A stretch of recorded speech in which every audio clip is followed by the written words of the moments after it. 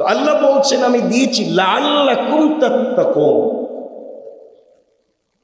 রোজার মূল শিক্ষা হচ্ছে মানুষ যাতে মুত্তাকি হয়ে যায়। কি হয়ে যায়? মুত্তাকি হয়ে যায়। এই জন্য আল্লাহ তাআলা দিয়েছেন রোজা। আল্লাহর পরের আয়াতে বলছেন তোমাদের মনে হতে পারে অনেক সময় মনে হয় রোজা রাখতে হবে, অনেক দিন। আল্লাহ বলছেন আইয়ামাম মা'দুদাত, এটা গণনার কয়েকটা দিন মাত্র। মাস শুরু হলেই শেষ হয়ে যায়। 8-10টা রোজা রাখবার পরে তো মাস ধরেই রাখা যায় না। আল্লাহ বলছেন এটা এমন একটা স্পেশাল মেহমান আমার পক্ষ থেকে বান্দাদের কাছে পাঠিয়েছি নির্ধারিত কিছু সময় দিয়ে। সময় শেষ হয়ে গেলে পয়সা খরচ করেও আর পাবা না। এটা কদর করে রব বলে দিয়েছে। ফামান কানা, এরপরে বলছেন বুঝতে পারতেছি অনেকের আবার এগুলোর উপরে রোজা রাখার শক্তি সামর্থ্য নাই। আল্লাহ বলছেন ফামান কানা মিনকুম মারিদান, তোমাদের মধ্যে যদি কেউ চূড়ান্ত পর্যায়ের অসুস্থ হয়। এরপরে বলছে আও আলা সাফার, অথবা সে যদি সফরে থাকে। আল্লাহ বলছেন ফাইদ্দাতুম মিন আইয়ামিন উখার, চাইলে অসুস্থ হলে রোজা রাখা লাগবে না, সুস্থ হইলে পরে রাইখা নিও। সফরে যদি থাকো কষ্ট হয়, কত দয়ালু রব। সফরে আছো কষ্ট হচ্ছে, রোজা রাখা লাগবে না, সফর থেকে আসলে পরে রাইখা নিও। সুবহানাল্লাহ বলেন। এরপরে বলছেন রোগটা যদি এত বেশি হয়ে যায় আর ভালো হওয়ার সম্ভাবনা নাই। আল্লাহ বলছেন ওয়ালাল্লাযীনা ইউতীকুনাহু ফিদিয়াতুন তুআমু মিসকিন, আর যদি মনে করে অসুস্থতার থেকে আর সুস্থ হবে না, তাইলে এই রোজার বদলা, এক একটা রোজার বদলা এক একজন গরিবকে বদলা দিও, ফিদিয়া দিও। কি দিও? ফিদিয়া দিও। আমরা বলি রোজার ফিতরা, ওটা নাই ইসলামে। রোজার ফিদিয়া, বদলা, এতগুলো আল্লাহ বলছেন। এরপরে বলছেন দেখো আমি বলতেছি, আমি আল্লাহ বলতেছি। এতক্ষণ তো বললাম রোজা কয়েকটা দিনের, অসুস্থ হলে না রাখলে চলবে, সফরে থাকলে না রাখলে চলবে, পরে এটা রাইখা নিও। আর যদি মনে করো সুস্থ হবে না তাহলে বদলা দিয়ে দিও, সব ঠিক। কিন্তু আল্লাহ বলছেন আমার মন চায় ফামান তাতাওয়া খায়রান ফাহুয়া খায়রুল লাহ, যদি তোমরা রেখে নিতে তোমাদের জন্য, ফামান তাতাওয়া খায়রান, আল্লাহ রাব্বুল ইজ্জতুল জালাল এত সুন্দর করে বলছেন আমি জানি এটা একটা ভালো কাজ।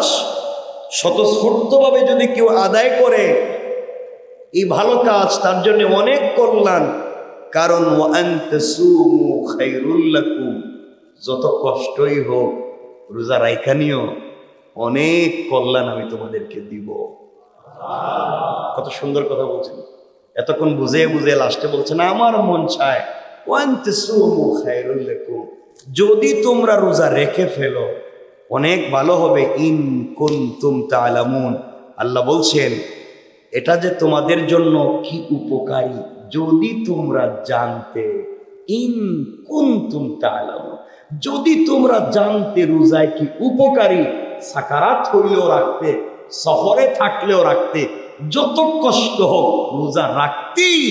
কারণ এই রোজার বদলা পৃথিবীতে বনি আদম যত নেক আমল করে সকল নেক আমলের বদলা আল্লাহ তাআলা ফেরেশতাদের মাধ্যমে দিয়ে থাকেন। আর রোজার বদলা আল্লাহ বলছেন আস-সাওমু লি ওয়া আনা আজজি বিহি, রোজা আমার জন্য এবং আমি নিজে রোজার বদলা দেই।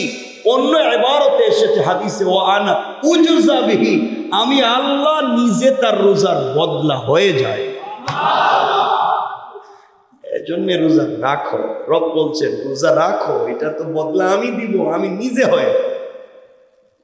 আর আল্লাহর রাসূল বলছেন যুদ্ধের ময়দানে একজন যোদ্ধা আর সকল বিপদ থেকে বাঁচবার জন্য যেভাবে ঢাল ব্যবহার করে, ঢাল, আল্লাহ রসুল বলছেন জাহান্নাম থেকে বাঁচাবার জন্য রোজা হচ্ছে একটা ঢাল। আল্লাহ রসুল বলছেন as-sawmu junnah, রোজা হচ্ছে একটা ঢাল। এই রোজারে যদি কিয়ামতের দিন ঢাল বানাইয়া রাখা দেন, জাহান্নাম তোমাদেরকে আর নিয়ে যেতে পারবে না, এই ঢালই তোমাদেরকে জান্নাত পর্যন্ত নিয়ে যাবে। আয়াতের এই মর্মে আমরা যে বিষয়গুলো বুঝতে পারলাম, রোজা রাখা উপকার না অপকার, ভালো না খারাপ, তাহলে আমাদের রাখার নিয়ত আছে পাক্কা। অল্প ডায়াবেটিস দিলি তো ডায়াবেটিস দরকার নাই, একটু ডায়াবেটিস, কোলেস্টেরল, প্রেশার, বিভিন্ন হাবিজাবি রোগ হয়েছে, তো রাখবো কেমনে? দেখো রোজার বদলা দেওয়া যায়নি, দিতে পারবেন। আল্লাহ বলছেন আমার কাছে ভালো হচ্ছে রোজাটা রাখা, ইন কুনতুম তাআলামুন, যদি তোমরা জানতে রোজায় বারাকা কি, তাইলে মারা যাওয়ার সময়ও ছাড়তে না। সুবহানাল্লাহ বলবেন না? বুঝছি আপনাদের বোধহয় ভাল লাগতেছে না, ভাল লাগতেছে? সুবহানাল্লাহ একটু জোরে করুন। সময় কম, আমার মন চাইছিল আজকে আপনাদেরকে ভালো করে বুঝাই। মনে রাখবেন, একটা কাজ একা করলে খারাপ লাগে, একা একা করতেছেন জিমানি আসে। আর এক কাজ যদি অনেকে মিলেমিশে করে ভাল লাগে না? কষ্ট বোঝা যায়? আল্লাহ বলছেন বান্দা এই কাজ তো করে একা দিই নাই, সবাই মিলেমিশে একসাথেই কাজ করতেছে, একসাথে করলে তো কষ্ট বোঝা যাবে না। এভাবেই করতে থাকো, পরিশ্রম তোমাদের খারাপ লাগবে না, পরিশ্রম তোমাদের কষ্ট হবে না। আগেকার মানুষ রোজা রাখতো, আগেকার মানুষ তো আমাদের মতো এভাবে না, ওরা রাত দিন রাখলে এক রোজা, রাত দিন মানে রাতও দিনেও, রাত দিন হইলে এক রোজা। আর ভুলে যদি কিছু খেয়ে ফেলতো রাত্রে, তাহলে এটা আবার করতে হইতো। চিন্তা করতে পারতেছেন? আপনি তো কমপক্ষে রমজান মাসের রাত্রে স্ত্রীর কাছে যাইতে পারেন নাকি? এটা মনে হয় বলতেছে না, আমি মনে হয় আরেক গ্রহ থেকে এসে বলতেছি, খারাপ কিছু না, কোরআনের, আমি পরের আয়াতের বলবো, স্ত্রীর কাছে যাওয়া হারাম না হালাল? কিন্তু আগেকার জামানায়, রাসূলের পাকের প্রথম জামানায় রমজান মাসের রাত্রেও স্ত্রীর কাছে যাওয়া ছিল আরাম। আল্লাহ বলছেন কত সহজ করে দিলাম, কোনো কষ্ট নাই। এরপরে বলছেন তোমরা কি জানো রোজার উপকারিতা কি? আল্লাহ বলছেন রোজা দিয়ে বান্দার কষ্টের মধ্যে ফেলে দিলেও প্রত্যেকটা কথায় বান্দার প্রতি আল্লাহর দরদ, কথাগুলো মনে রাখবেন। আল্লাহ বলছেন কষ্ট করে হলেও রোজা রাখো, এটা তোমাদেরকে মহামূল্যবান একটা জিনিস তোমাদেরকে দিবে, যেই জিনিসটা এত দামি, আসমান জমিন আরশ কুরসি লৌহ কলম সব বিক্রি করে দিলেও এই মূল্যবান জিনিস পাওয়া যাবে না। আর এই জিনিসের নাম হলো তাকওয়া। আর একটু জোরে বলেন না, তাকওয়ার এত শক্তি, কোনো মানুষের ভিতরে যদি তাকওয়া অর্জন হয়ে যায়, যে 7টি জাহান্নামের আগুন তাকওয়াই নিভাইয়া নেয়। এটা কথা বলি, এটা পরে বলতাম, আগে বলে দিই। এক আল্লাহর ওলি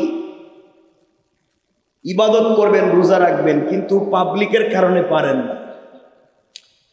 বলছেন একটা গর্তের ভিতরে ঢুকে গেছেন, গর্ত ঢুকে বলছেন গর্তের ভিতরে আমি ঢুকে গেলাম, তোমরা গর্তের মুখে বড় একটা পাথর দিয়ে চাপা দিয়ে দেও, যেন আমি বাহির হইতে না পারি আর বাহিরের কেউ আমার না পায়, আমি মন মতো করে রোজা রাখবো, ইবাদত করবো।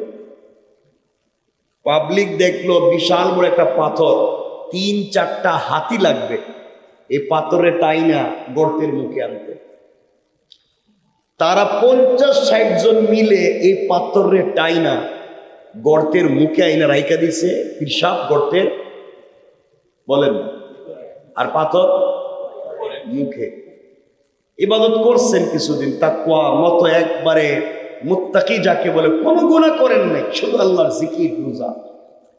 40 দিন পরে মন হইল না, কিছু একটা করতে পারছি, ভালো লাগতেছে। ওই ভালো লাগাটাই আল্লাহর ভালোবাসা। ইবাদত করে যদি মনে করেন আপনার ভালো লাগতেছে, কাউকে দান করে যদি মনে করেন আপনার খুশি লাগতেছে, আপনার রোজা রেখে মনে হচ্ছে আপনার ভালো লাগতেছে, মনে করবেন রব আপনার উপরে খুশি হয়ে গেছে। তো ইবাদত করে ওনার মনে হচ্ছে আমার ভালো লাগতেছে, কিন্তু হাত দিয়ে দেখেন বিশাল বড় পাথর। আল্লাহর কাছে 2 রাকাত সালাত পড়ে তাকওয়ার শক্তি নিয়ে হাত দিয়ে ধাক্কা দিছেন, পাথর ছিটকে পড়ে গেছে। এটাকে বলে তাকওয়ার শক্তি। আল্লাহ বলছেন ফামান যুহজিহা আনিন নার ওয়া উদখিলাল জান্নাতা ফাকাদ ফাজ, যাকে জাহান্নামের আগুন থেকে সরিয়ে রাখা হবে এবং যাকে জান্নাতে প্রবেশ করানো হবে, সেই পৃথিবীর একমাত্র সফল কাম। এটা কোরআনে কারীমের 3 নম্বর সূরা সূরা আলে ইমরানের 185 নম্বর আয়াতের অংশে আল্লাহ তাআলা বলেছেন। রোজার কষ্ট হচ্ছে একটা সুই দেওয়ার মতো। আমরা এগুলা কথা বলবো, আজকে আলোচনার শুরুটা করলাম। মনে রাখবেন, রমজান মনে হচ্ছে যে আমরা একটা হাসপাতালে ভর্তি হয়েছি। কোথায়? যে আল্লাহ আকাশের গায়ে একটা চাঁদ উঠিয়ে বলেছেন, বান্দা তুমি তো অনেক রোগী, তোমার ভিতরে রোগের অভাব নাই। শিরিক, কুফুর, বেদাত, সগীরা, কবিরা, চুগলখুরি, মিথ্যা, আমানত নষ্ট, শাকায়ত, তুমি স্ত্রীর হক নষ্ট করছো, বাচ্চার হক নষ্ট করছো, বউরে গালি দিছো, বউরে পিড়াইছো, তালাক দিয়াও সেই বউরে নিয়ে খাইছো। মিথ্যা বলতেছি? কত হাজার ভুল করছো তুমি। তোমার এগুলা দিয়ে হবে না, ট্রিটমেন্ট লাগবে। এই জন্য তোমার হসপিটালে ভর্তি হওয়া লাগবে। কারণ বডিতে রোগ হলে আমরা হসপিটালে ভর্তি হই। হসপিটালে ভর্তি হওয়ার পরে কখনো মাইনর অপারেশন করে, কখনো মেজর অপারেশন করে, কখনো ট্যাবলেট ক্যাপসুল লিখে দিয়ে দেয়। এগুলা করলে আমাদের দেহের রোগ সারে। আল্লাহ বলছেন তোমার রুহেও বহুত রোগ হইছে, এই জন্য রমজানে হসপিটালে ভর্তি হওয়া লাগবে, আর ট্রিটমেন্ট করব আমি স্বয়ং আল্লাহ। আরো জোরে বলেন না? তাহলে এখন মনে মনে প্রিপারেশন নেন, মাইন্ড সেট আপ যে আমরা এখন হসপিটালে ভর্তি হইতেছি। কই? এটা আলোচনার শুরু। এরপর আমরা হসপিটাল থেকে চিকিৎসা নিয়ে সুস্থ হয়ে বের হব ইনশাআল্লাহ। ওই আজকের আলোচনায় বের হয়ে যাবে। একটা হয়ে গেছে, কয়েক মিনিট দেরি করব, কষ্ট হবে না তো? আমার মুসলমান বন্ধুগণ, গভীর মনোযোগ, কথাগুলো দিল দিয়ে শুনুন কি বলতে চাই। আল্লাহ রাব্বুল ইজ্জত ওয়াল জালাল দুনিয়ার জমিনে বান্দাকে কষ্ট দেওয়ার জন্য কোনো ইবাদত তার উপরে চাপিয়ে দেন নাই। আল্লাহ বলেছেন, বান্দারে তুমি ইবাদত করলে আমার লাভ কি? আমার তো কোনো লাভ নাই। তুমি যদি ইবাদত না করো আমার কিছু যায় আসে না, তুমি ইবাদত করলেও যায় আসে না। বান্দারে আমার কোনো জিনিসের কমতি নাই, কোনো জিনিস বাড়বেও না। ও বান্দা, তুমি যদি ইবাদত করো আমি রব খুশি হয়ে যেতে পারি। আর আমি খুশি হয়ে গেলে বান্দা তোমাকে কেউ দুনিয়ায়ও কষ্ট দিবে না, আখিরাতেও দিবে না।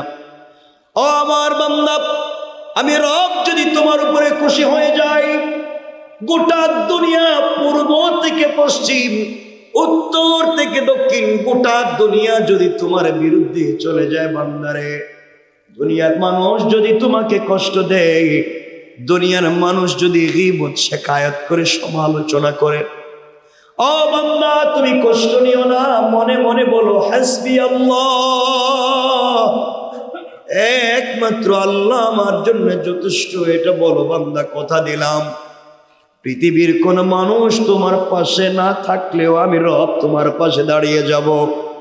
আর আমি আল্লাহ তাআলা আমার কুদরতের হাত দিয়া আমার বান্দাকে হেফাজত করে দুনিয়ায়ও কল্যাণ দিতে চাই, আখিরাতে বিনা হিসাবে জান্নাতের ফয়সালা করে দিলাম। আমার বন্ধুগণ, কথাগুলো দিল দিয়ে শুনবেন। এই জন্যে আল্লাহ রাব্বুল ইজ্জত ওয়াল জালাল বলছেন, যারা রোজা রাখবে তাদের 2টা খুশি। যারা রোজাদার তাদের জন্য আল্লাহর রাসূল বলছেন 2টা খুশি। যারা রোজা রাখবে তাদের 1 নম্বর খুশি হলো ফারহাতুন ইনদা ফিতরিহি ওয়া ফারহাতুন ইনদা লিকা'i রাব্বিহি। যারা রোজা রাখবে তাদের 2টা খুশি। 1 নম্বর হলো বান্দা যখন ইফতার সামনে নিয়ে বসে থাকে, দুনিয়ার নানান আইটেমের খাবার তার সামনে আছে, ঘরের মধ্যে খাবারের অভাব নাই, বান্দার রুচিরও কমতি নাই, খাবার সামনে নিয়ে বসে আছে। কিন্তু বান্দা মুখে খাবার দেয় না, শুধু অপেক্ষা করে আল্লাহ তাআলার হুকুমের। বান্দা মুখে খাবার দেয় না, শুধু চিন্তা করে, একটা কথাই চিন্তা করে, আল্লাহ তাআলা তো হুকুম করেন নাই, আমার রুচির অভাব নাই, ঘরে খাবারের কমতি নাই, কিন্তু আল্লাহ তাআলা বলেছেন এখনো সময় হয় নাই, বসে আছে। আল্লাহ রাব্বুল ইজ্জত ওয়াল জালাল বলছেন, কোন বান্দা ইফতার সামনে নিয়ে যখন বসে থাকে, মুখে খাবার দেয় না, কোন পুলিশ তাকে বাধা দেয় নাই, কোন এসপিডিসি তাকে বাধা দেয় নাই, এরপরেও খায় না, শুধু আমাকে ভয় করে সময়ের অপেক্ষা করে। আল্লাহ রাব্বুল ইজ্জত ওয়াল জালাল ওই সময় কোটি কোটি আসমানের রহমতের ফেরেশতাদেরকে ডেকে বলেন, ফেরেশতারা দেখো রে, আমার বান্দা চাইলে খাবার মুখে দিতে পারে কিন্তু খায় না। আমি আল্লাহরে এত ভালোবাসছে, আমারে দেখে নাই, আমারে না দেখে আমার হুকুম পালন করতে গিয়ে মুখে খাবার দেয় না, খাবার নিয়ে বসে আছে। আমি কখন বলবো আজান হবে, খাবার মুখে দিবে। যেই বান্দা আমাকে না দেখি আজ আমাকে ভালোবেসে আমার হুকুম পালন করবার জন্য খাবার সামনে নিয়ে বসে আছে, ফেরেশতারা তোমরা সাক্ষী থাকো, কিয়ামতের দিন মুসিবতের সময়ে ওই বান্দাকে আমি বিপদে না ফেলে আরশে আজিমের ছায়ায় রেখে দিয়া আমি পর্দার আড়ালে নিয়া বিনা হিসাবে আমার হাত ধরে জান্নাতের ফয়সালা করে দিলাম। ফারহাতুন ইনদা ফিতরিহি, আল্লাহর রাসূল বলেছেন 2 নম্বর খুশি হলো ওয়া ফারহাতুন ইনদা লিকায়ে রাব্বিহি, ওই রোজাদার যখন কিয়ামতের দিনে আল্লাহর সঙ্গে তার দেখা হবে, আল্লাহ তাআলা জান্নাতের একটা গেট আলাদা করে রেখে দিয়েছেন যার নাম রায়্যান। জান্নাতের একটা গেট আছে, একটা জান্নাতের আলাদা নাম আছে যার নাম রায়্যান।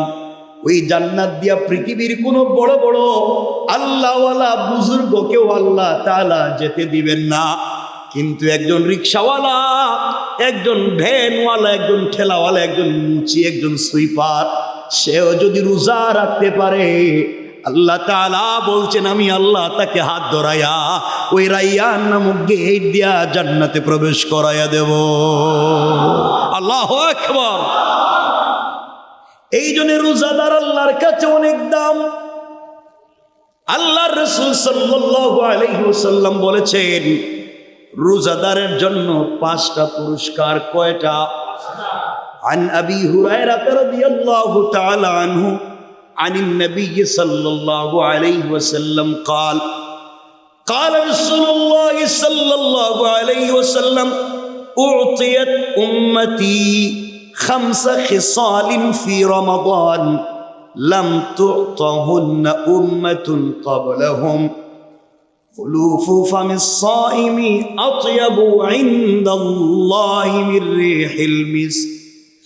আল্লাহর রাসূল সাল্লাল্লাহু আলাইহি ওয়াসাল্লাম বলেছেন, রমজান মাসে আমার উম্মতকে এমন 5টি পুরস্কার আল্লাহ তাআলার পক্ষ থেকে দেওয়া হয়, যেই 5টা পুরস্কার আল্লাহ তাআলা পৃথিবীর সৃষ্টি থেকে আমার উম্মতের আগে কাউকে দেয় নাই।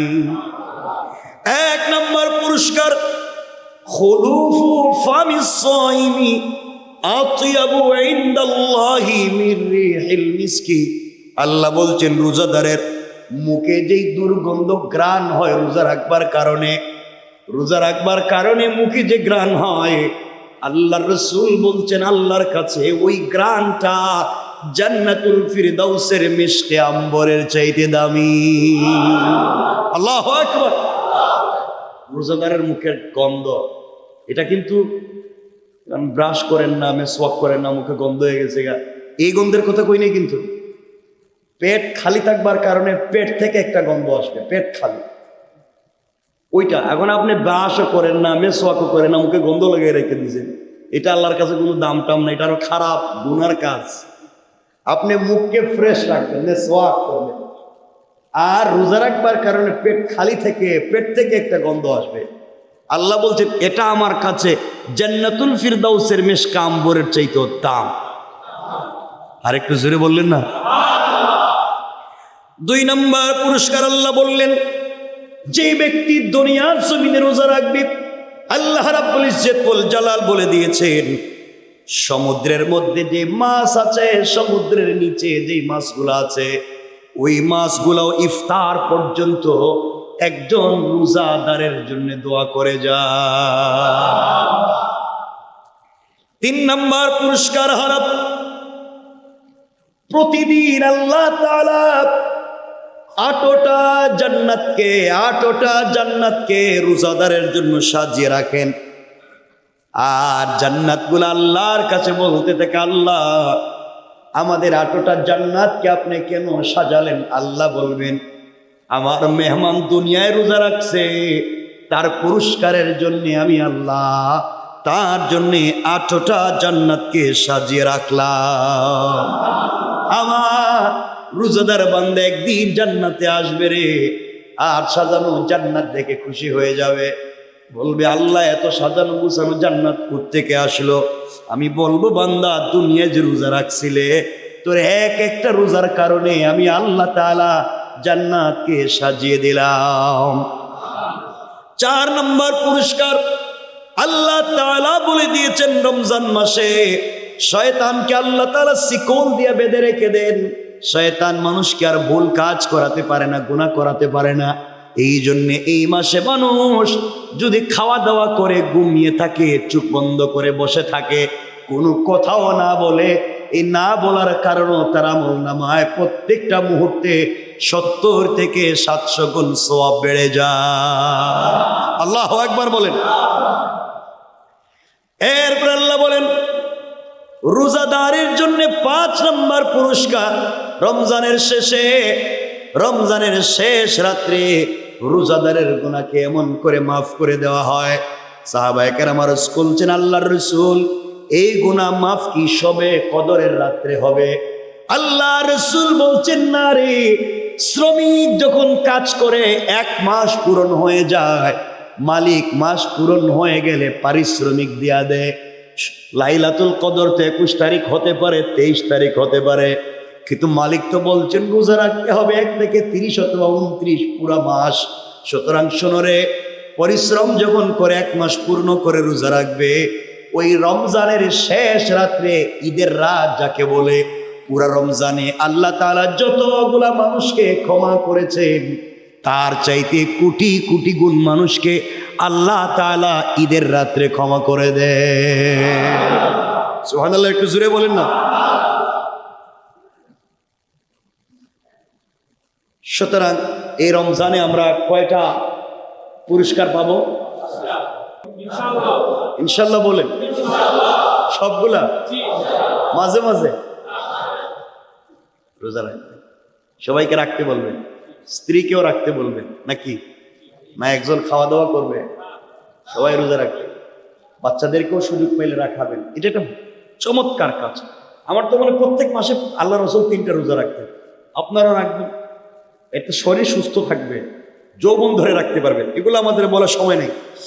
রোজার যে বললাম অটোফেজ, রোজার ফায়দা কি? যারা আজীবন জোয়ান থাকতে চান, কয় জীবন, তাহলে প্রত্যেক মাসে কিছু রোজা রাখতে হবে।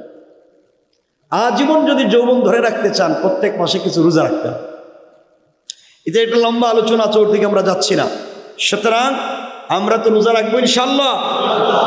আল্লাহ তাআলা নিজেই রোজার বদলা দিবেন। কে দিবেন? আল্লাহ তাআলা। কেমনে রোজা রাখলেও উপকারটা কি? দারুল উলুম দেওবন্দের একজন আলেম ছিলেন, বুজুর্গ আলেম ছিলেন, যাকে আমরা চিনতাম মাওলানা মোহাম্মদ ইয়াকুব সাহেব রহমতুল্লাহ আলাইহি। মজজুব ছিলেন। হযরত থানবী রহমতুল্লাহ আলাইহির উস্তাদ ছিলেন। এত বড় বুজুর্গ। দেওবন্দ মাদ্রাসায় একবার টাকার দরকার, 2 লাখ টাকা লাগবে মাদ্রাসায়, কিন্তু হুজুরের কাছে টাকা নেই। কি নাই? একটু পাগল টাইপের, মানে মজজুব, আল্লাহর জন্য পাগল। দরজা জানালা বন্ধ করে 3 লাখ টাকা লাগবে, আল্লাহর কাছে বলতে লাগলেন, আল্লাহ তুমি 3 লাখ টাকা দাও। কেন দিবা না? কও তুমি 3 লাখ টাকা দিবা কিনা? এটাকে আমার 3 লাখ লাগবে, আমার মাদ্রাসার দরকার। আমি কিন্তু বলতেছি কিতাব থেকে, আশরাফ আলী থানবীর কিতাব পড়বে। আমার 3 লাখ টাকা লাগবে, তুমি দিবা কিনা? কও। তুমি না দিলে আমার এই জবান দিয়ে তোমার দিয়ে বলা, আমার দিয়ে বলাচ্ছ কে, দিবা কিনা ক, আমার মাদ্রাসার দরকার। এভাবে চিল্লাচ্ছেন। 3-4 ঘন্টা অতিবাহিত হয়েছে। তিনি এইভাবে চিল্লাইতে চিল্লাইতে ঘুমায় গেছে। কি হয়ে গেছে? ঘুমায় গেছে। ঘুমের ঘরে যা তিনি দেখলেন, চিৎকার করে ঘুম থেকে উঠছে। ঘুম থেকে উঠে বলছেন, আল্লাহ আমার 3 লাখ টাকা লাগবে না, আমার ভুল হয়ে গেছে, আমার লাইটটা জায়গায় লাগাই, লাইট যেখানে ছিল ওখানে লাগাই, আমার 3 লাখ লাগবে না। যারা কাছে ছিল ওরা তো, হুজুর কি আবার পাগল হয়ে গেছে? আগে বললো 3 লাখ টাকা দাও, এখন 3 লাখ লাগবে না, লাইটটা লাগাই দাও। লাইট কোথায়? 3 লাখ কোথায়?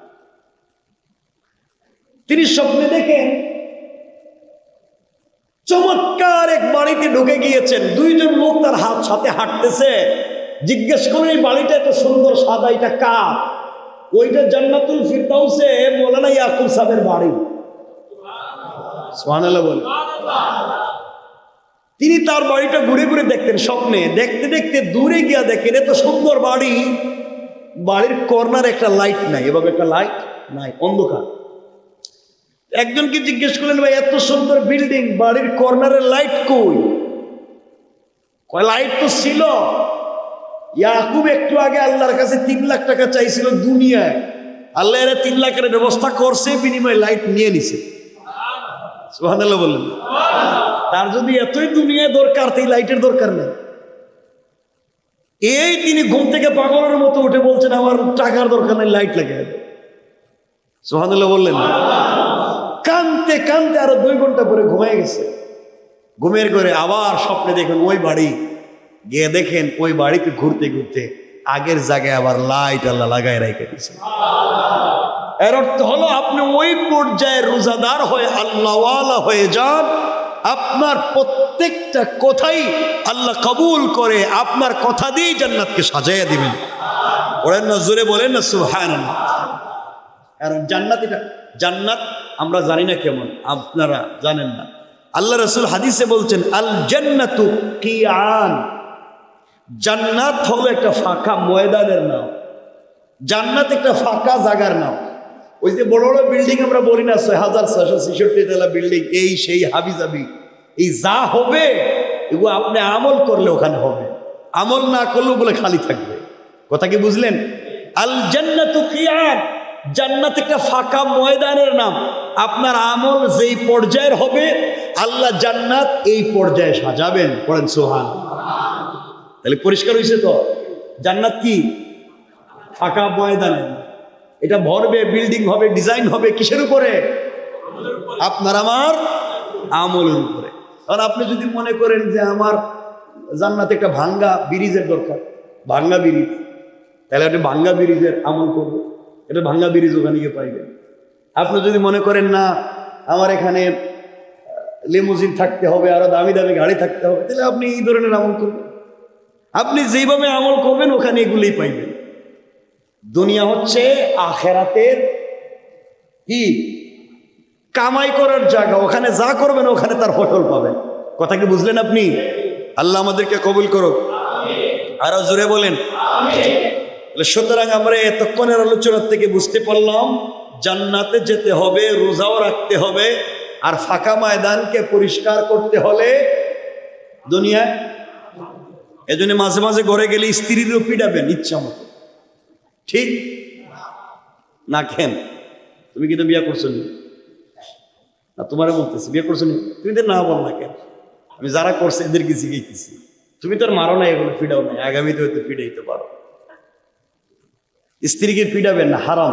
স্ত্রী মারা, বলেন না আমার সাথে, স্ত্রীকে আঘাত করা হারাম, স্ত্রীকে মারা হারাম। গালে মারা যাবে না, মুখে মারা যাবে না, পিঠে মারা যাবে, হারাম হারাম, সোজা কথা। আর মারতেই যদি হয় হাদিসে আছে মারবেন। আল্লাহ রসুল বলছেন মারো, আমার আপত্তি নাই, কিন্তু এমন ভাবে মারো যেন দাগ পড়বে না। কি পড়বে না? সাহাবায়ে কেরাম বলছেন কি দিয়ে মারবো, দাগ তো এমনি পড়বে। বলছেন তোমরা মারো, কি দিয়ে মারবো?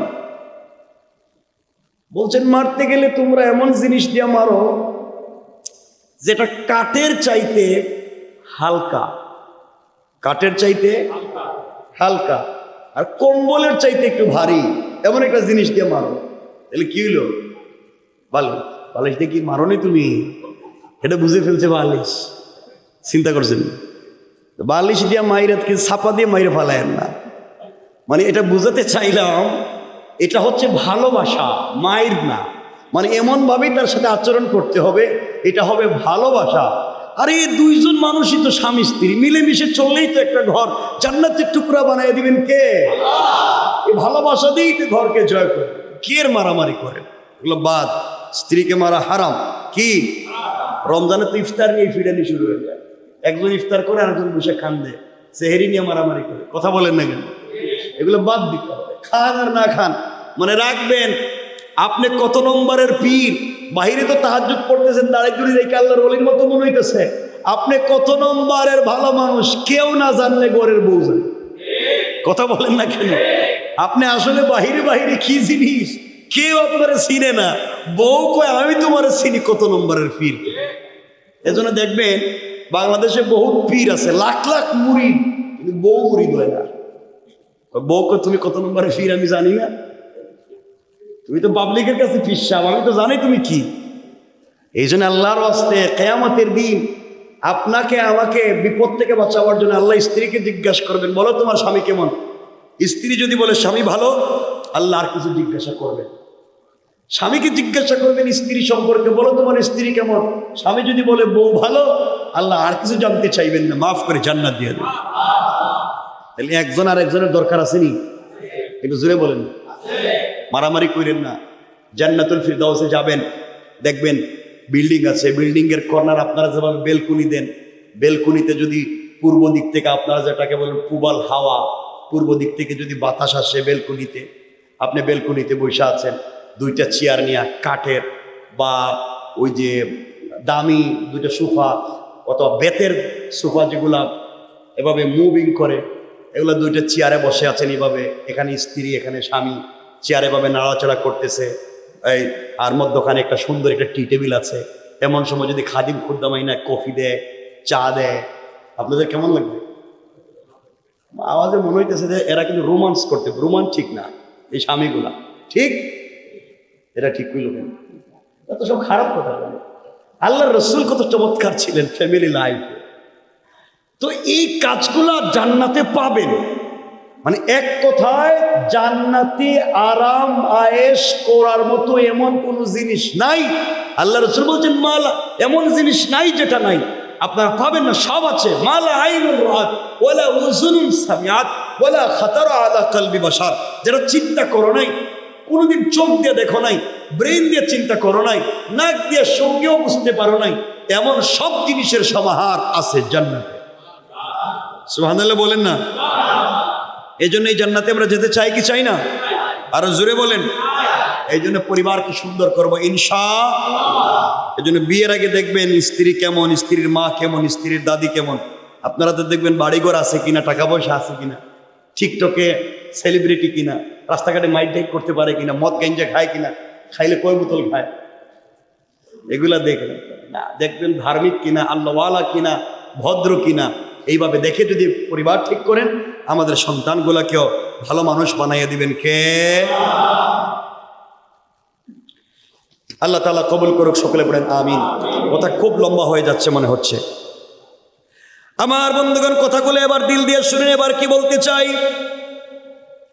আল্লাহর কোনো বান্দা যদি দুনিয়ার জমিনে চলার পথে ভুল হয়ে যায়, গুনার কাজ হয়ে যায়, অপরাধ হয়ে যায়, মানুষ চলার পথে ভুল করতে পারে, মানুষ চলার পথে অপরাধ করতে পারে, মানুষ চলার পথে গুনাহ করতে পারে, রব বলেছেন তিনি ক্ষমা করে দিবেন। আমার কথাটা আপনারা মনে রাখবেন।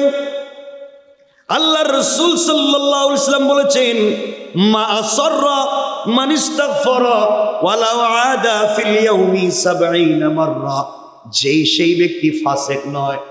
আবারও বলছি, কথাটা ভালো করে বুঝবেন, সেই ব্যক্তি ফাসিক নয় যেই ব্যক্তি গুনাহ হয়ে গেলে সঙ্গে সঙ্গে তওবা করে ফেলে, মানুষের গুনাহ হয়ে যায়, আবার সাথে সাথে বান্দা তওবা করে ফেলে।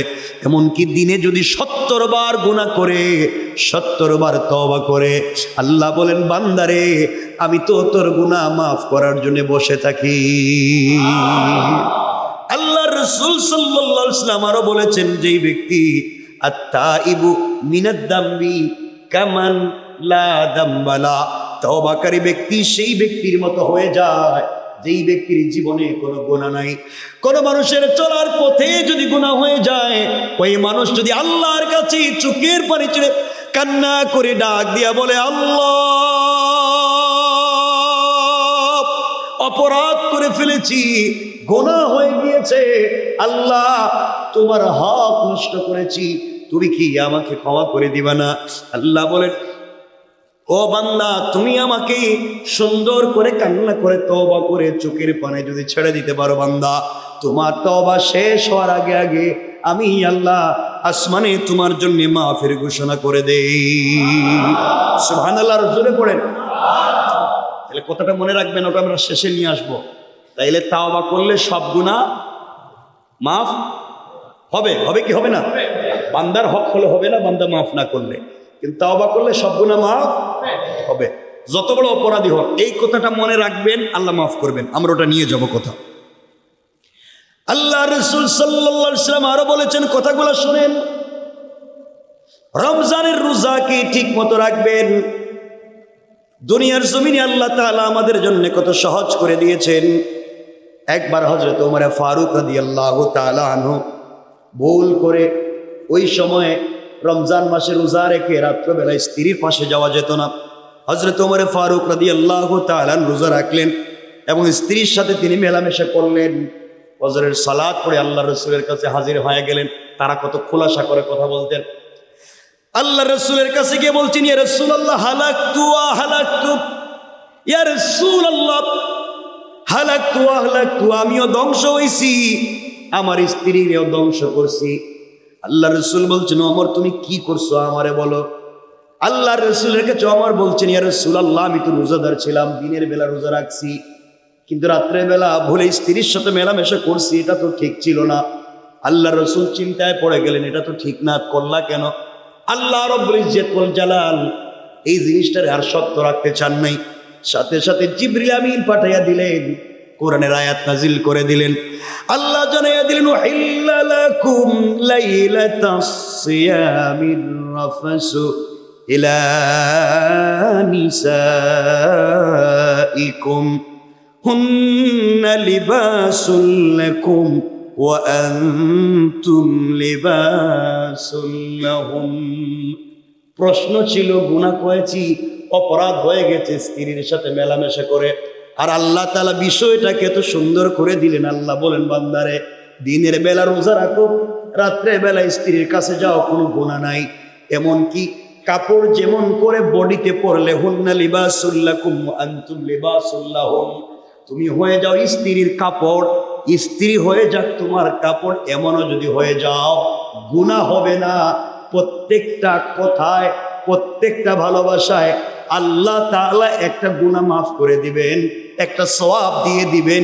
স্ত্রীর মহব্বত, স্বামীর মহব্বত যদি একীভূত হয়ে যায়, আল্লাহ তাদের জন্য 8টা জান্নাতের দরজা খুলে দিবে। আগে ছিল গুনাহ, আর আল্লাহ দিচ্ছেন সুসংবাদ। আল্লাহু আকবার। চিন্তা করেন, রব আপনার আমার রব আপনার আমার জন্য কেমন ছিলেন। আমার বন্ধুগণ, কথাগুলো মনে রাখবেন। এবার আমরা আসল কথায় চলে যাই। আল্লাহ তাআলা রোজাগুলা কিভাবে দেন নাই? আগেকার মানুষকে আল্লাহ বলেছেন, রোজা রাখতে যদি না পারো রোজা রাখার দরকার নাই, কষ্ট হয়ে গেলে বাদ দেও। এরপরে বলছেন রাখলে ভালো, এরপরে বলছেন রোজা রাখতে হবে, এটা ফরজ। আস্তে আস্তে করে করলেন। এই জন্য বান্দার উপরে কোনো জিনিস চাপাইয়া দিতে আল্লাহ নিষেধ করেছেন। আপনি আপনার স্ত্রীর উপরে কোনো জিনিস চাপাইয়া দিতে আল্লাহ নিষেধ করেছেন। এইভাবে দিন জিন্দা করেছেন সুন্দর করে করে। আল্লাহ তাআলা কোনো জিনিস বান্দার উপরে একসাথে চাপাইয়া দেন নাই। কথাটা বুঝবেন। রোজার হুকুম নাজিল হয়েছে 2য় হিজরিতে। নতুন মুসলমানদের জন্য এই হুকুম মানাটা কঠিন হয়ে গেল। হঠাৎ করে রোজা রাখতে হবে, আগে তার অভ্যস্ত ছিলেন না। এই জন্য আল্লাহ তাআলা তাদেরকে সহজ করে দিলেন, রাখো, না রাখলে আপত্তি নেই, রাখলে সওয়াব। এইভাবে আস্তে আস্তে করে তাদেরকে তৈরি করলেন। এই জন্য দিনের কাজ আমার যুবক বন্ধুগণ যারা ইয়াংস্টার, এদের মাধ্যমে এই দেশে দিন জিন্দা হবে, এই পৃথিবীতে দিন জিন্দা হবে। কারণ এই পৃথিবীতে দিন জিন্দা করেছে মুআজ, মুআউইজ, তালহা, জুবাইর, হানজালা, হামজা, জাফর, খালিদ ইবনুল ওয়ালিদ, আব্দুল্লাহ বিন রাওয়াহা, আলী কাররামাল্লাহু ওয়াজহা, হাসান, হুসাইন, সকলেই ছিল জওয়ান। এই জওয়ানেরা মসজিদে নামাজ পড়তে আসে, হয়তো ওযু ঠিক মতো করতে পারেন, এখানে শুকায়া রয়েছে, পায়ের টাকনুর নিচে কাপড় চলে গিয়েছে, প্যান্ট কোমরের নিচে চলে যাচ্ছে, মাথায় টুপি নাই, লম্বা চুল রাখছে, দাড়ি কেটে ফেলছে। আপনি 5 ওয়াক্ত নামাজি, আপনি যুবকটাকে বলছেন নতুন নামাজি, তোমার কিচ্ছু ঠিক নাই বলে মস্করা টিটকারি করবেন না, না, ও হয়তো চলে যাবে, আর জীবনে মসজিদে আসবে না। চাইছিল একটু মসজিদে যাই, একটু আল্লাহর দিকে যাই, তুমি টিটকারি করবার কারণে চলে গিয়েছে। সে হয়তো মসজিদের সামনের কাতারে দাঁড়াইছে, আপনি মুরব্বী বললেন তোর প্যান্ট ঠিক নাই, শার্ট ঠিক নাই, মাথায় টুপি নাই, দাড়ি নাই, তুই সামনের কাতারে পিছনে যা। হয়তো পিছনে যেতে যেতে একদিন চলে যাবে, আর মসজিদে আসবে না, লজ্জা পাবে। কিন্তু আল্লাহ রাসূল সাল্লাল্লাহু আলাইহি ওয়াসাল্লাম বলেছেন এটা করা যাবে না, তাকে দূরে ঠেলে দেওয়া যাবে না। মদ পান করুক, জেনা করুক, বদমাইশি করুক, ফেন্সিডিল খাক, ইয়াবা খাক, যাই করুক, দূরে ঠেলে দিও না, আরো খারাপ হয়ে যাবে। কাছে আনো, পাশে বসাও, বুকে টান দিয়া ধরো, বুকের সঙ্গে জড়াইয়া কপালে চুম্বন করে তাকে নিয়ে প্লেটে খেতে বসে যাও।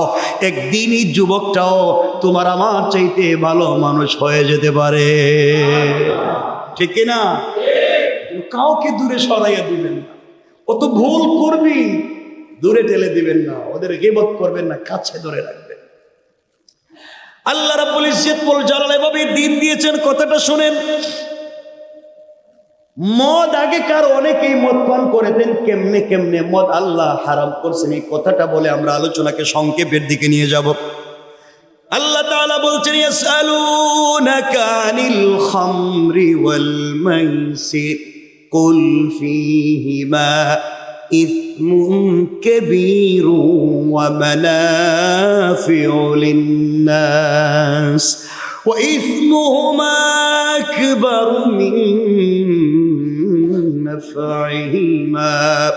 আল্লাহ ডাক দিয়ে বলছেন, শোনো মানুষেরা, ইয়া রাসূলুল্লাহ, ইয়া হাবিবাল্লাহ, আপনাকে মানুষ মদ সম্পর্কে জিজ্ঞাসা করবে, মদ জুয়া সম্পর্কে আপনার কাছে জিজ্ঞাসা করবে, আপনি বলে দিন কুল ফীহিমা ইসমুন কাবীর, আপনি বলে দিন উভয়ের মধ্যে অনেক বড় গুনাহ, উভয়টা অনেক বড় গুনাহ। কি বলছেন?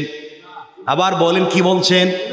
আল্লাহ রাসূলকে আল্লাহ বলে দিয়েছেন, আল্লাহ স্বয়ং বলছেন আপনি বলেন এটা অনেক বড় গুনাহ। ওয়া মানাফিউ লিন-নাস, মানুষের জন্য কিছু উপকারও আছে। ও ইসমুহুমা আকবারু মিন নাফঈহিমা, কিন্তু উপকার অপেক্ষা ক্ষতি বেশি। আল্লাহর কথা দেখেন তো কত সুন্দর। আল্লাহ বলেন নাই ডিরেক্ট মদ হারাম, আল্লাহ বলেন নাই ডিরেক্ট জুয়া হারাম। আল্লাহ বলছেন মদ জুয়া এটা গুনার কাজ, এটা অপরাধ, এটার ক্ষতি বেশি। এরপরে বলছেন কুল ফীহিমা ইসমুন কাবীর, ক্ষতি বেশি, ওয়া মানাফিউ লিন-নাস, কিন্তু মানুষের জন্য মদে উপকার আছে, মানুষের জন্য জুয়া খেলায় নগদ পয়সাও পাওয়া যায়, উপকার আছে, কিন্তু বান্দারে উপকারের চাইতে ক্ষতি বেশি। এই কথাটা বলছেন।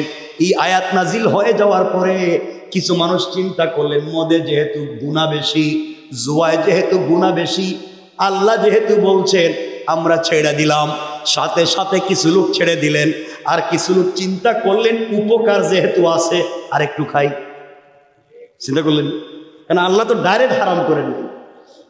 কিছু মানুষ সাথে সাথে বাদ দিলেন, আর কিছু মানুষ বলছেন আল্লাহ যেহেতু বলছে কিছু উপকার আছে তাইলে খাই। কোরআনে কারীমের 4 নম্বর সূরা, সূরা নিসার 43 নম্বর আয়াতে আল্লাহ বলেন, ইয়া আইয়ুহাল্লাযীনা আমানু লা তাকরাবুস সালাতা ওয়া আনতুম সুকারা হাত্তা তা'লামু মা তাকুলুন। আল্লাহ বলে দিলেন মুমিন যারা শোনো, নেশাগ্রস্ত হয়ে তোমরা নামাজের নিকটবর্তী হইও না। যখন তোমাদের মাথা থেকে নিশার ধ্যান চলে যাবে তখন নামাজ পড়ো। আল্লাহ ওই জায়গায় বলেন নাই তোমরা মদ ছাড়ো, আল্লাহ বলছেন মদ খাইয়া কোথায় যাইও না। কথা বলেন না কেন? এখানে একটা ঘটনা ঘটছে, দুজন সাহাবী তারা মদ পান করে নামাজে দাঁড়াইছেন, কুল ইয়া আইয়ুহাল কাফিরুন পড়তেছেন, লা আ'বুদু মা তা'বুদুনের জায়গায় পড়ছেন লা তা'বুদু মা আ'বুদু। অর্থ ছিল আমরা তার ইবাদত করি, তোমরা যার ইবাদত করো না। অর্থ হইছে তোমরা যার ইবাদত করো আমরা তার ইবাদত করি। নাউজুবিল্লাহ। অর্থ হইছিল এই কাফেরেরা তোমরা যার ইবাদত করো না আমরা তার ইবাদত করি। আর উল্টা অর্থ হইছে তোমরা যার ইবাদত করো আমরা তারটা করি। আল্লাহ বুঝলেন যারা নামাজ মদ খাইয়া গেছে তো এবার মাথা ঠিক নেই, কারে কি কয় দেখেন না, মদ খাইয়া বাড়িতে গিয়া তার বউরে কয় আম্মা ভালো আছেন, কয়ে ফেলাইতে পারে, বইলে ফেলাইতে পারে। তো যাই হোক, এইভাবেই আল্লাহ এত বলছেন মদ পান করে নামাজের কাছে যাইও না, কিন্তু বলেন নাই মদ হারাম, বলছেন নি। কিছু লোক বললেন আল্লাহ রে আল্লাহ মদ খাইয়া নামাজে যাইতে নিষেধ করছেন, তাহলে তো মদটা বাজে কাজ, এটার খাওয়া যাবে না। অনেকে আবার ছেড়ে দিছে। সুবহানাল্লাহ। আরেক দলকে দূর নামাজের সময় খাইতাম না, পরে খাবো। আরেক দল বাকি আছেন, প্রথমে একদল বাদ দিছে, এখন আরেক দল বাদ দিছে, আরেক দল বাকি রয়েছে। এবার আল্লাহ চূড়ান্ত পর্যায়ে কোরআন কারীমের 5 নম্বর সূরা সূরা মাইদার 90-91 নম্বর আয়াতে বলতেছেন, আল্লাহ বলছেন ইয়া আইয়ুহাল্লাযীনা আমানু ইন্নামাল খামরু ওয়াল মাইসিরু ওয়াল আনসাবু ওয়াল আজলামু রিজসুম মিন আমালিশ শাইতান ফাজতানিবুহু লাআল্লাকুম তুফলিহুন। আল্লাহ বলে এবার শোনো, চূড়ান্ত কথা এতক্ষণ বুঝাইছি, এবার আল্লাহ এতদিন পরে বলে দিলেন বান্দারে, মদ, জুয়া, মূর্তি পূজা করা, দেবীর পূজা করা, লটারি খেলা, ঘৃণ্য অপরাধ, এগুলা শয়তানের কাজ, এগুলা চূড়ান্ত পর্যায়ের হারাম, এগুলা তোমাদেরকে সফলতা দিবে না, এটা শয়তানের ফাঁদ। এই ফাঁদ থেকে বেঁচে থাকো, চূড়ান্ত পর্যায়ে এগুলাকে বাদ দিয়া দেও। পড়েন সুবহানাল্লাহ। বলেন তো একদিনে বলছেন না 3 দিনে? একদিনে আয়াত নাজিল করছেন না 3 বারে? আস্তে আস্তে করে বুঝাইছেন। তখন আপনি একটা লোক মসজিদে যাই, অজু ঠিক মতো নাই, প্যান্ট ঠিক মতো নাই, পায়জামা নাই, বাইরো, ও তো আর জীবনেই তো, আপনি এই কথা বলবেন কি? এগুলো বলতে নাই, আস্তে আস্তে করে বুঝাইতে হবে, আস্তে আস্তে বুঝাইতে হবে। কেমনে? আস্তে আস্তে যদি বুঝে ফেলে এই মানুষটাকে মুত্তাকি পরহেজগার বানাইয়া দিবেন কে? আল্লাহ। আমরা পারবো তো ভাবে ইনশাআল্লাহ? ইনশাআল্লাহ। আমরা এখন আলোচনা শুরুতে চলে যাই। আলোচনা শুরুতে আমরা এখান থেকে শুরু করেছিলাম। আল্লাহ বলছিলেন ভাল লাগলে রোজা রাখো, তো তোমরা ভাল লাগলে রোজা রাখো, যদি ওয়ালাল্লাযিনা ইউতিকুনাহু ফিদিয়াতুন তুআম মিসকিন, তোমরা যদি রোজা রাখতে না পারো মিসকিনদের ফিদিয়া দিয়া দিও, দিলেই ভালো, এটাই করো, আর কিছু করতে পারবে না। এরপরে বলছেন আনতাসুমু খায়রুল লাকুম, রোজা রাখলে ভালো ছিল, ওইটা রাখো। আস্তে আস্তে বুঝাইলেন। এরপর আল্লাহ বলছেন লাস্ট, লা ইউকাল্লিফুল্লাহু নাফসান ইল্লা উসআহা, বান্দা রোজা ফরজ করছি, আমি তোমার কষ্ট হবে এমন কোনো জিনিস দেই নাই, তোমার উপকারের জন্য রোজা রাখছি, রোজা দিছি, রাখবা না কেন? দেখছেন নি? আস্তে আস্তে বুঝাইছেন।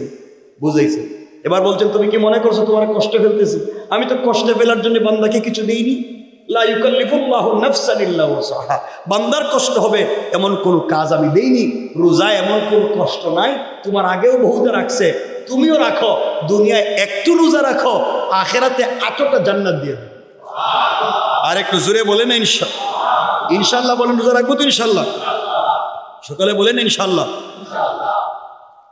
এখন কথা হলো, এখানে একটা কথা ভালো করে মনে রাখবেন,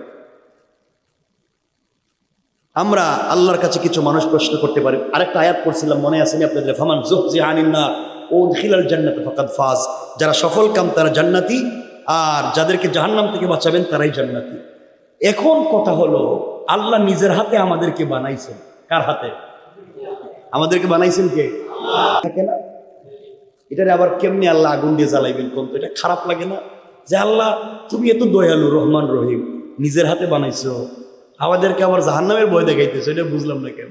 এই আমাদের পক্ষ থেকে কথাটা হজরতে মুসা আলাইহিস সালাম আল্লাহরে জিগাইছেন, আল্লাহ নিজের হাতে বানাইয়া আদম রে আবার জাহান্নামে দিবেন, এই লাইনটা বুঝলাম না, এত মায়া দয়া করে বানাইলেন, জাহান্নামে দিবেন কেন? কথা বুঝেন নাই? আমাদের মনে যে প্রশ্ন, এই প্রশ্নটা মুসা আলাইহিস সালাম আল্লাহর কাছে। আল্লাহ জবাব দিচ্ছেন, মুসা এবার শোনো, তুমি যেই প্রশ্ন করেছো এবার শোনো আমার প্রশ্ন, তোমার প্রশ্নের জবাব। তোমার প্রশ্নের জবাব জানবার জন্য তোমাকে একটা কাজ করতে হবে মুসা। আল্লাহ বলছেন মুসা একটা কাজ করো। মুসা বলছেন কি কাজ? আল্লাহ বলছেন মুসা এক খণ্ড জমিতে চাষ করো, কৃষি কাজ করো। কয় খণ্ড? এক খণ্ড জমিতে কৃষি কাজ করো। তোমার উত্তর দিব।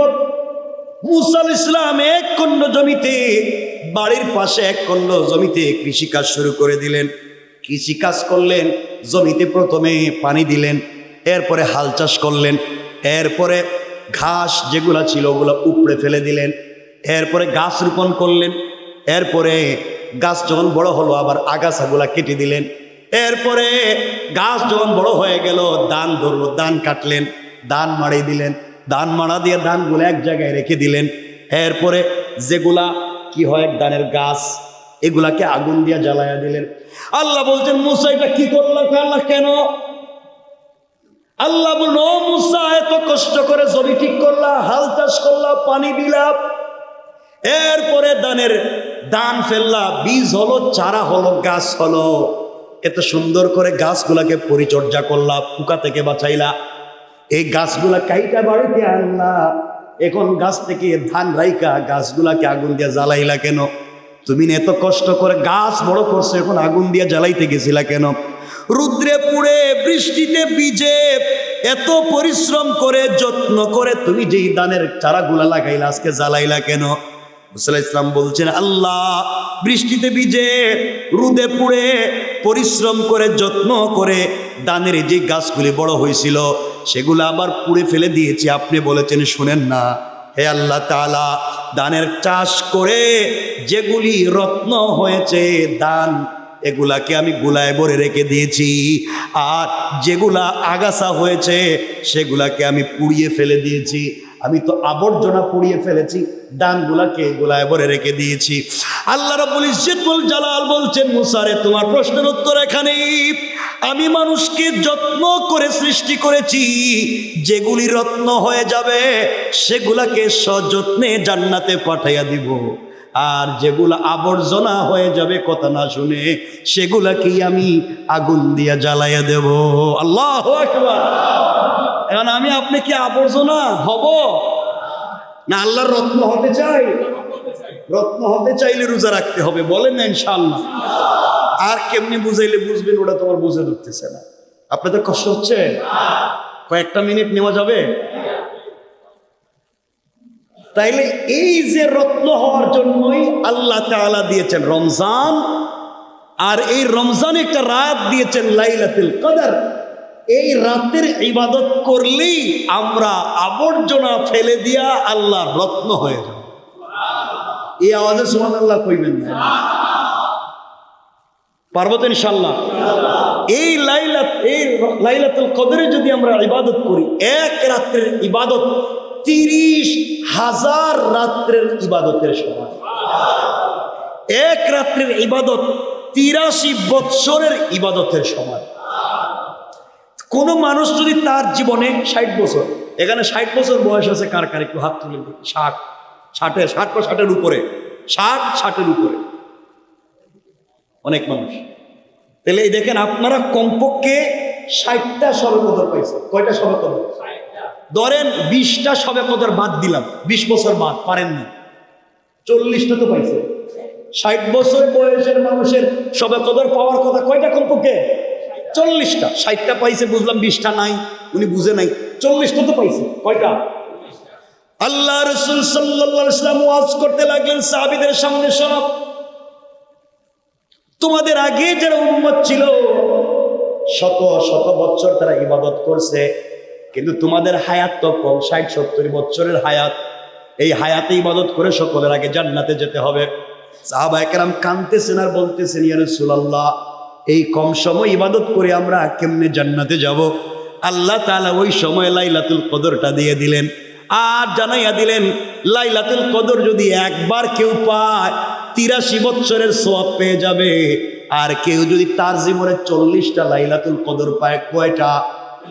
মানে 60 বছর যার কমপক্ষে 40টা পাইছেন, কেউ যদি 40টা লাইলাতুল কদর পায়, সে যেন 3333 বছর পর্যন্ত একাধারে দিনের বেলা রোজা রাখছে, রাত্রবেলা তাহাজ্জুদ পড়ছে। 3333 বছর সারাদিন রোজা রেখে সারা রাত ইবাদত করলে যেই সওয়াব, 40টা লাইলাতুল কদর পাইলে তার চাইতে বেশি সওয়াব আল্লাহ দিয়ে দিবে। আল্লাহু আকবার। তাহলে আপনার আমার আগে কার ক্ষমতা আছে জান্নাতে যাওয়া? মাত্র 40টা লাইলাতুল কদর পাইলেই তো আমরা প্রায় 4000 বছরের কাছাকাছি পৌঁছে যাই। আল্লাহু আকবার বললেন না? কি সুযোগ সুবিধা আমাদের! এই জন্য লাইলাতুল কদরকে কাজে লাগান। এরপর আরেকটা কথা বলে দেই, ভালো করে বুঝবেন কেন বললাম। কোরআনে কারীমের ভিতরে আল্লাহ রাসূল সাল্লাল্লাহু আলাইহি ওয়াসাল্লামকে আল্লাহ তাআলা জানিয়ে দিলেন, আল্লাহ তাআলা বলে দিলেন রমজানের এত দাম কারণ শাহরু রমাদান আল্লাযী উনজিলা ফীহিল কুরআন হুদাল লিন-নাস। রমজানের এত দাম হওয়ার কারণে এই মাসে কোরআন নাজিল হয়েছে। আর কোরআন নাজিল লাইলাতুল কদরে হয়েছে। আপনারা সকলেই জানেন লাইলাতুল কদর। কিন্তু লাইলাতুল কদর সবে কদর বলে আপনারা 27 রমজান রে বানাইছেন। কত রমজান? অথচ এই পৃথিবীতে, আমার কথাটা মনে রাখেন, এই পৃথিবীতে প্রথম যেদিন লাইলাতুল কদর হয়, প্রথম লাইলাতুল কদর কোন দিন হয়েছে? হ্যাঁ, আপনি তো কইতে পারতেন। পৃথিবীর প্রথম লাইলাতুল কদর হয়েছে 24 রমজান দিবাগত রাত, অর্থাৎ 25 রাত্রে। পৃথিবীর প্রথম লাইলাতুল কদর 25 রাত, 25 রমজান রাত। কি বুঝলেন? পৃথিবীর প্রথম লাইলাতুল কদর। আর আপনারা বানিয়ে রাখছেন 27তম, আর আগে পিছিয়ে কিচ্ছু নাই। এজন্য যে কোনো বেজুর রাত্রে হয়ে যেতে পারে, যে কোনো বেজুর রাত্রে হয়ে যেতে পারে। এই জন্য কদর করবেন, ওই দিন ইবাদত করবেন, বেশি বেশি করে আল্লাহর কাছে কাঁদবেন। আল্লাহ তাআলা আমাদেরকে কবুল করে, বলেন আমিন। আরেকটা কথা হলো যে লাইলাতুল কদর এগুলা মূল উদ্দেশ্য না। লাইলাতুল কদরটা নির্ধারিত রাত ছিল, আল্লাহ রাসূল জানতেন, তো আল্লাহ তাকে ভুলাইয়া দিছিলেন। এই জন্য একটা ঘটনা এখানে ঘটছে। এই ঘটনার কারণে আল্লাহ রাসূল তাকে, আল্লাহ তাআলা তাকে ভুলাইয়া দিছিলেন একটা কারণে। আল্লাহ রাসূল বলছেন, মান কামা লাইলাতুল কদরি ঈমানান ওয়া ইহতিসাবান গুফিরা লাহু মা তাকদ্দামা মিন যামবিহি। যেই ব্যক্তি ঈমানের সাথে সওয়াবের নিয়তে লাইলাতুল কদরের রাত্রে ইবাদত করবে, তার পিছনের সমস্ত গুনাহ মাফ। চিন্তা করলেন? এরপরে বলছেন আরেকটা হাদিস, ইদা কানা লাইলাতুল কদর নাযালা জিবরাইল ফি কাবকাবাতিন মিনাল মালায়েকা ইসাল্লুনা আলা কুল্লি কায়িমিন আও কায়িদিন ইয়াযকুরুল্লাহ আযজা ওয়া জাল্লা। শবে কদরের রাত্রিতে জিবরিল আমিন পৃথিবীতে একটা বিশাল জামাত ফেরেশতাদের নিয়ে আসেন এবং আল্লাহ পাকের দাঁড়িয়ে থাকা, বসে থাকা, জিকিরে থাকা সকল বনি আদমকে ক্ষমার ঘোষণা করেন। আমরা পারবো তো ইনশাআল্লাহ? ইনশাআল্লাহ। আল্লাহ কবুল করে, পড়েন আমিন। কথাটা আপনাদেরকে সহজ করে দিয়ে আবার কথাগুলো শুনেন। আমরা আলোচনা করেছিলাম, আমরা মনে করেছি আমরা রমজানে একটা হসপিটালে ভর্তি হয়েছি, মনে আসেনি? কোথায়? হসপিটালে ভর্তি হয়েছি। আল্লাহ বলছেন দেওয়ারে কয়েকটা ট্যাবলেট লিখে দাও। ফেরেশতারা রহমতের কয়েকটা ট্যাবলেট লিখে দিলেন, রহমতের ট্যাবলেট। যাও তুমি রোজা রাখো সারাদিন, ইফতার করো, সেহরি খাও, 5 ওয়াক্ত নামাজ পড়ো, আর কিছু লাগবে না, তোমার বডি ঠিক হয়ে যাবে। কথাটা ভালো করে বুঝবেন। ঔষধ লিখে দেওয়া হয়েছে। ঔষধের নাম কি? 5 ওয়াক্ত নামাজ, একটা রোজা, একটা তারাবি। যাও ঠিক। এই ঔষধগুলোর মাধ্যমে 10 দিন চলে গিয়েছে, বান্দার রোগ সারে নাই। আল্লাহ বলছেন, বুঝছি রে তোর রোগ এভাবে সারবে না, এখন কিছু জিকির বাড়াইয়া দিলাম, তসবিহ বাড়াইয়া দিলাম, সুযোগটা তাহাজ্জুদের নামাজ পড়। এগুলা করে আরো 10 দিন চলে গিয়েছে। 10 দিন যাওয়ার পরে ফেরেশতারা রিপোর্ট করছে, আল্লাহ 20 দিন ওর ঔষধ খাওয়াইলাম, 20টা রোজা রাখাইলাম, 20 দিন 5 ওয়াক্ত নামাজ পড়াইলাম, এর রোগ তো সারে না। ফেরেশতারা আল্লাহ বলছেন কি করা লাগবে? আল্লাহর ভর্তি করা লাগবে। কোন জায়গায় ভর্তি করা লাগবে? হসপিটালে। হসপিটালে ভর্তি হইলে আত্মীয় স্বজনকে দেখা করতে পারবে না। আল্লাহ কয় রে ইতিকাফে ঢুকাইয়া দেও। আল্লাহু আকবার বলেন। এই যে ইতিকাফে আল্লাহর কাছে ফেরেশতারা বলছে, আল্লাহ কোথায় দিব? কেবিনে দেও, কেবিনে দেও, ওখানে থাকলে কেউ আসবে না। এতেকাফে ঢুকে দেখবেন এরা পর্দা দিয়ে আলাদা করে দেয়, কেউ দেখা করা যায় না। এর কারণ কি? এখানে আমি স্পেশাল কিছু ডাক্তার পাঠাবো, ও ডাক্তার দিয়ে ওখানে তাদেরকে পরিচর্যা করব, সারাদিন রোজা রাখাবো, সারা রাত ইবাদত করাবো, জিকির করাবো, তসবিহ পড়াবো, এরপরে সেহরির সময় দোয়া করাবো, ইফতারের সময় দোয়া করাবো। এগুলা দোয়া করাইয়া দেখি তারা সুস্থ করা যায়নি। ফেরেশতারা আল্লাহর কাছে রিপোর্ট করছে, আল্লাহ এতগুলা ঔষধ দিলাম, এত মারাত্মক রোগ হইছে, এর রোগ তো সারে না। এর রোগ কি? আল্লাহ বলছেন এর রোগ যদি না সারে তাইলে ওরা অপারেশন থিয়েটারে নিয়ে যাও, ওরা অপারেশন লাগবে। ফেরেশতারা বলছে আল্লাহ কারে দিয়ে অপারেশন করাবেন? আল্লাহ বলছেন তানাজ্জালুল মালাইকা ওয়ার রূহ ফিহা, আমি একজন ফেরেশতা পাঠাবো যার নাম জিবরাইল, তার সাথে কয়েক লাখ স্পেশাল নার্স দিব। আল্লাহু আকবার বলেন। এই ডাক্তার জিবরাইল রে দিয়ে আমি তার পরীক্ষা করাবো, অপারেশন করাবো। আল্লাহর কাছে ফেরেশতারা বলছে আল্লাহ কোন দিন অপারেশন করাবেন? কই যে কোনো বেজুর রাত, শবে কদরের রাত। আল্লাহু আকবার বলে। শবে কদরের রাত্রে ফেরেশতা আসছে, এসে আমাদেরকে অপারেশন করতে গিয়েছে, অপারেশন করে আমাদেরকে সুস্থ করে দিয়েছে, অপারেশন করে ভিতর থেকে সব খারাপ বের করে ভালো করে দিয়েছে। যাওয়ার সময় বলে দিয়ে গিয়েছে 1 মাস তোমাকে হসপিটালে রাখলাম, রোজা রাখলা, তুমি কত কিছু করলা, কিন্তু ডাক্তার বলে দিয়েছে দেখবেন তোমার ডায়াবেটিস, মিষ্টি খাইবা না, রমজান মাস বেশি খাইবা না। আল্লাহ বলছেন দিনের বেলা খাওয়া বন্ধ, অনেক কিছু থেকে তোমাকে বাঁচতে হবে, তোমার প্রেশার আছে, তোমার কোলেস্টেরল আছে, অনেক কিছু থেকে বাঁচো। এইভাবে সারাদিন না খাওয়াইয়া সারা রাত ইবাদত করাইয়া একটা পর্যায়ে যখন বান্দা পৌঁছে যায়, ফেরেশতারা যাওয়ার সময় লিখে দিয়ে যায়, ও বান্দা তোমার যখন ঈদের শাওয়াল মাসের চাঁদ উঠে যাবে, তুমি হসপিটাল থেকে বাড়িতে চলে যাইও, তোমার রোগ সেরে গিয়েছে, 11 মাস তুমি ঠিক থাকতে পারবা। আল্লাহ বলে দিয়েছেন ফেরেশতারা আমার বান্দারে আরো 6টা ক্যাপসুল লিখে দাও। কয়টা ক্যাপসুল? মান সামা রমাদান সুম্মা আতবাহু সিত্তাম মিন শাওয়াল কানা কাসিয়ামিদ দাহরি কুল্লিহি। আল্লাহ বলে দিয়েছেন রাসূল কারীমের মাধ্যমে, ও ফেরেশতারা আমার বান্দারে জানাইয়া দাও 1 মাস তো মেডিকেলে রাখলাম, আমি আল্লাহ জানাইয়া দিয়েছেন মান জাআ বিল হাসানাতি ফালাহু আশরু আমসালিহা। সূরা 6 নম্বর সূরা আনামের 160 নম্বর আয়াতে আল্লাহ বলছেন কেউ যদি একটা ভালো কাজ করে আল্লাহ দিলে দিবেন কমপক্ষে কয় গুণ? 10 গুণ। কমপক্ষে, কমপক্ষে, আবার বলেন কমপক্ষে। তাইলে কেউ যদি 30টা রোজা রাখে, 30 10 কত? 300। আল্লাহ বলেন ও ফেরেশতারা 360 দিনে তো কমপক্ষে বছর হয়, 30টা রোজা রাখছে, অপারেশন করছো, 300 দিন আমার বান্দা সুস্থ থাকবে, আরো 60 দিন লাগলে 1 বছর হবে। আমার বান্দাকে বলে দাও 6টা ট্যাবলেট লিখে দাও, রমজানের পরে যেন শাওয়াল মাসে 6টা রোজা রাখে। আল্লাহু আকবার। রমজানের পরে যদি আরো 6টা রোজা রাখে, 30 রোজা রাখছে, 300 দিন সুস্থতার দায়িত্ব নিয়েছি। রমজানের পরে যদি আরো 6টা রোজা রাখে, আরো 60 দিনের দায়িত্ব নিলাম। 360 দিন হয়ে গেলে আগামী রমজান আসা পর্যন্ত আমার বান্দা আর হসপিটালে আসা লাগবে না। আল্লাহু আকবার। তাহলে পুরো একটা হসপিটাল ওষুধ 6টা ট্যাবলেট থেকে দিলেন। এইভাবেই আমরা যদি রমজান কাটাতে পারি, আল্লাহ আমাদেরকে মাফ করবেন কি করবেন না? কষ্ট হচ্ছে আপনাদের? শেষ কথা হলো, আর লম্বা করতে চাই না, লম্বা তো অনেক হয়ে যাচ্ছে। শেষ কথা, বান্দা যেহেতু এতগুলো অপরাধ করবার পরে আল্লাহ তাআলা এভাবে ক্ষমা করে দিবেন কেমনে দেখেন।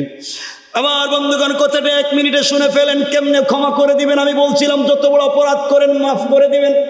আত্তাইবু মিনাজ যামবি কামান লা যামবা লা। যত বড় অপরাধ করেন রব কেমনে ক্ষমা করে দিবেন শুনেন না।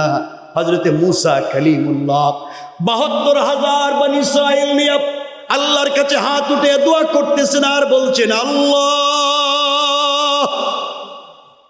কত মাস হয়ে গেল তুমি বৃষ্টি দেও না, বৃষ্টির কারণে পুরা দুনিয়ার মানুষ মরে যায়, বৃষ্টি নাই, ক্ষেত খামার নাই, আল্লাহ তুমি কি বৃষ্টির ব্যবস্থা করবা না? আমি তোমার পয়গম্বর মূসা কালিমুল্লাহ হাত উঠাইলাম, সাথে ৭২ থেকে ৭২,০০০ বনী ইসরাইল নিয়ে আইলাম। আয় আল্লাহ তুমি কি কারো দোয়াকে কবুল করবা না?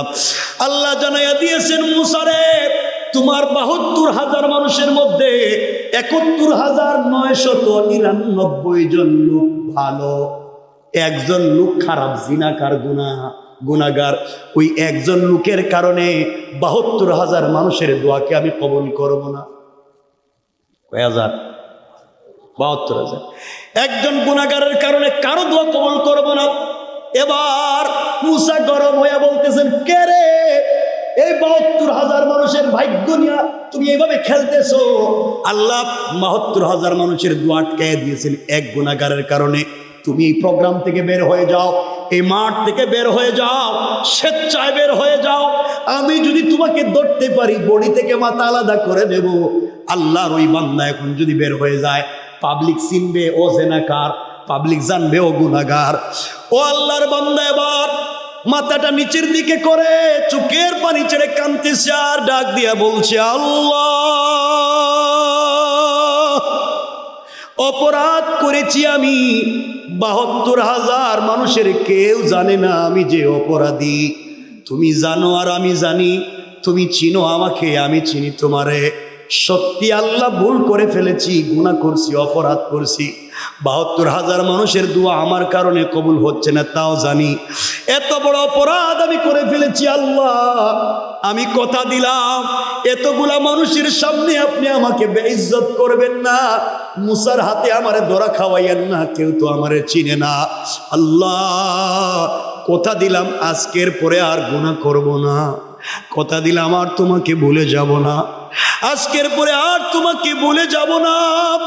যে কষ্ট আজকে পাচ্ছি, কেউ যদি চিনতে পারে, এই জমিনে আর গুনার চেহারা দেখাতে পারবো না। আল্লাহ, তুমি আমাকে ক্ষমা করে দাও। আজকের পরে আর কোনো গুনাহ করব না।